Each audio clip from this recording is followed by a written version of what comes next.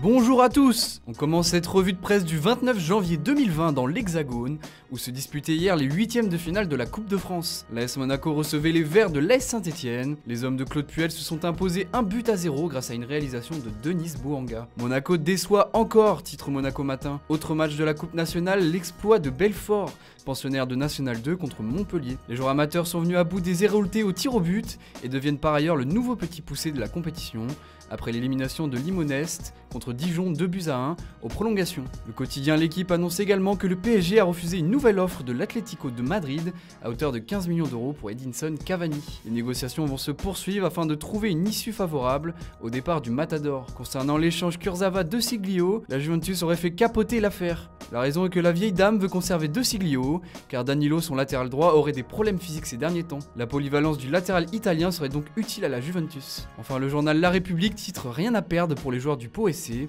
qui recevront le club de la capitale à 18h30 ce mercredi, dans le cadre des huitièmes de finale de la Coupe de France toujours. On passe en Angleterre où Aston Villa fait la une des tabloïds. Les Villains sont en finale de la Carabao Cup, après avoir éliminé Leicester 2-1 avec une réalisation à la dernière minute de la rencontre d'un certain Trezeguet. Le Daily Express donne rendez-vous à Wembley en mars prochain contre Manchester City ou United. Les Red Devils justement font parler d'eux, car le transfert de Bruno Fernandes serait enfin bouclé après de multiples rebondissements. Un montant de 55 millions d'euros est évoqué par Record, avec 25 millions d'euros de bonus en accompagnement. C'est enfin le tour de Bruno, titre le quotidien The Sun. Le milieu de terrain portugais va quitter le Sporting Portugal et rejoindre son nouveau club et Ole Gunnar Solskjaer.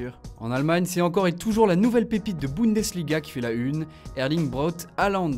Selon le journal Bild, la clause de l'attaquant de 19 ans serait de 75 millions d'euros, mais seulement à partir de l'été 2021. Cette dernière avait été négociée lors de son transfert cet hiver au Borussia Dortmund. Le quotidien allemand nous apprend également que Leroy Sané ne voudrait plus rejoindre le Bayern Munich l'été prochain. L'international allemand est sur le chemin du retour et a repris l'entraînement hier. Le joueur de Manchester City ne serait plus convaincu par le projet du club munichois et serait toujours vexé que le Bayern n'ait pas fait l'effort de le recruter cet hiver. En Catalogne, le dossier Rodrigo au Barça devrait prendre fin. Le quotidien espagnol Sport dévoile que pour l'attaquant de Valence, c'est non. Après plusieurs réunions, la direction du club catalan a décidé de couper court aux négociations. Lecce demandait un sacré pactole pour Rodrigo Moreno, pas moins de 60 millions d'euros au total, soit la moitié de sa clause libératoire. Un montant que le FC Barcelone ne peut pas mettre. Le Barça cherche donc toujours un remplaçant à Luis Suarez. Un départ pourrait cependant avoir lieu d'ici la fin du mercato. En effet, le quotidien catalan L'Esportiu révèle que la jeune pépite Carles Pérez pourrait mettre les voiles pour rejoindre l'AS Roma cet hiver. Un montant de 13 millions d'euros est même évoqué. De l'autre côté des Alpes, c'est la nouvelle bonne performance de l'AC Milan de Zlatan Ibrahimovic qui fait la une des médias transalpins. Mené 2-1 par le Torino jusqu'à l'égalisation de Çalhanoğlu à la 91e minute du match,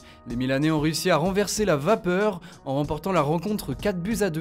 C'est la grande remontée pour la Gazzetta dello Sport et un Milan sans pitié pour le journal Tuttosport. Zlatan a notamment marqué, il a donné la victoire à son club. L'AC Milan retrouve des couleurs avec son géant suédois, mais ce n'est pas le cas de tout le monde. La Gazzetta dello Sport nous révèle que le Hertha Berlin serait très chaud pour recruter Christophe Piatek, en manque de temps de jeu. Pour cela, il faudra que le club allemand mette 30 millions d'euros sur la table pour s'attacher les services du joueur polonais. Enfin, on reste en Italie où Gianluigi Buffon fait polémique. L'actuel gardien numéro 2 de la Juventus a notamment déclaré à Sky Sport Italia, mais relayé par le Quotidiano Sportivo, « Peut-être que je vais prendre ma retraite en fin de saison, je reste ouvert à tout. Tout le monde serait content ».